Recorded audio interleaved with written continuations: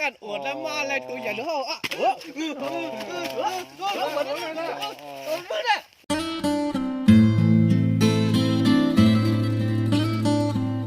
ตั้งคาถีบอยตั้งอันให้อันมาซับเอาอ่ะบ่เปิดตั้งคาถีบอยอ่ะซับทำถึงก้นมันใครซับเอาซื้อตั้งเนื้ออย่างนั้นซับเอามา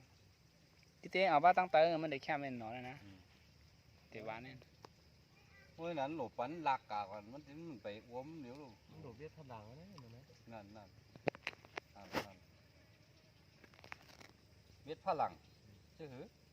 เวียดการยาวเลยเวียดรอไว้หลักเรียบนองดีๆอะไรพวกคนน้อยไว้ดังเรียบนองเอาไว้น้ำอีกไอ้ดาวมันบูละวิ่งนำขวาเลยว่ะต้องทำได้เพี้ยงหัวเขาจะได้ลึกขนาดนั้นไหมเพี้ยงกันได้กาตัวเดียวผมมีเนี่ยแค่ไม่ได้เนาะแล้วมันขำอะไรพอนอนชื่อมาใหม่ก็อะไรก็หลาดไว้ที่ก็มีไหมอ่ะมันมีใหม่ป่ามันผาแล้วด่าน้ำหนาป่ะน้ำไว้เหรอด่าว่าอะไรน้ำหนาไหน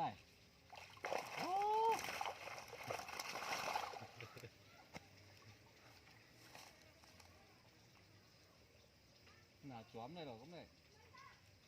เดี๋ยวมันแก้ไปคุณเลยคู่ไอ้กั๊มอ่ะนะแล้วคุณมาสองกั๊มอ่ะนะให้ม้วนมาตายเอาเงือไปที่ไหนเอา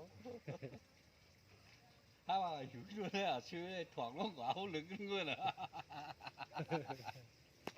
ผมว่าแต่มันไม่ยังไม่เสร็จฮะพี่สามมาจ้องวุ้นไหมกินเดือนเหรอกินสิเหรอมันตั้งไรคุกกันบ้างตั้งไรคุกไหนก็ได้วาละนี่ก็ยาวนะ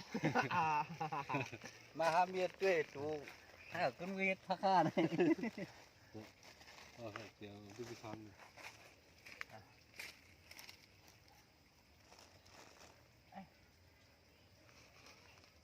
พี่สั่งดูเหมือนมาเลย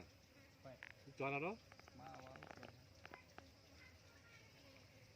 จอนมึงถึงกำลังยังไงไม่เป็น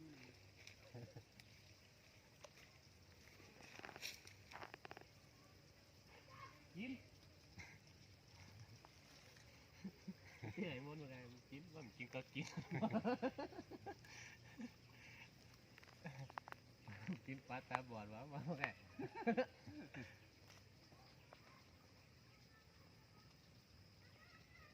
มือเขาไปหรอกปลาเขี้ยวปลาเขี้ยวนึงวันนึงโอ้ดังเลยหลอดเฉยเห็นหนาวข้าวผัวนี่เลยปลาคุมขึ้นไข่ได้เอาได้ปลาขมปลาคุมทุกม่วงนั่นนี่ดื้อน้ำนั่นแหละรู้จักกันเลยง่ายปลาค้างแคกบ้างมึงเขาสองหัวซาปลาค้างแคกปลามึงเลยปลาอย่างนั้นฮะปลากวดอ่ะปลากวดฮะมันป้อเหมือนดิปลากวดจ้ามันสูงดิลำพึ่งเลยชุบม่วงนี่มันใครเหมือนจังนั่นแหละมันเสียงปลาค้างแคกมึงเขาเนี่ยเราบอกอะไรขึ้นไข่ได้ตั้งปีเลยปลาอะไรเนี่ยตัวเด่นฮะปลาแบบจักที่ตั้งเขามันมีแต่เนี่ยวันแทงเมี่ยงโอ้ขอยี่เนื้อวันอ่ะเนี่ยตัวยาวเดิมยาวแทงจริงเดิมเลยตั้งเขามีเลยนะมีก้า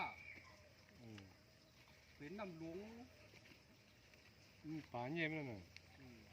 มันอยู่ในหัวเหมือนงูเหลือมเลยนะเอาได้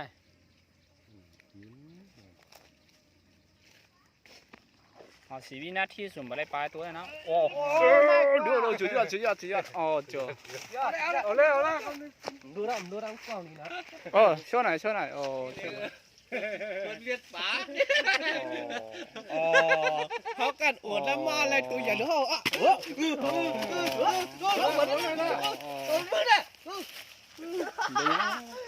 กว้ามาเลยได้กว้าโลจัดการนั่งแต่โอ้ก็จัดการในหนอง